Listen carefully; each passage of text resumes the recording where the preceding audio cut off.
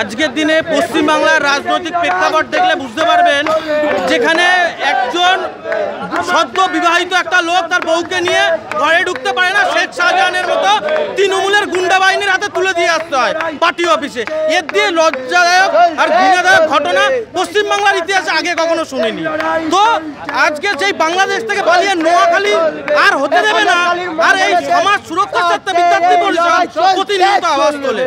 বিদ্যার্থী পরিষদ সেই দাবি রাখছে শেখ শাহজাহান সঙ্গীত যারা আছে এবং শেখ শাহজাহানের অবিলম্বে আইনিভাবে তাদের গ্রেফতার করতে হবে। তারা এতদিন কিভাবে বাইরে পড়ে আছে?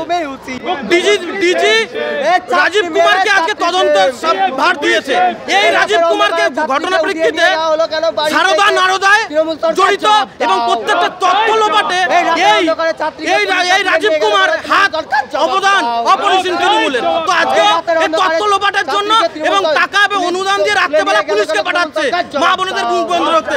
লক্ষ্মীর ভান্ডারে আমাদের মা বোনেরা চুপ থাকে না, এটাও পশ্চিমবাংলার জনগণ আন্দোলনের মাকে মা বোনেরা সন্দেশকারীতে বুঝিয়ে দিয়েছে।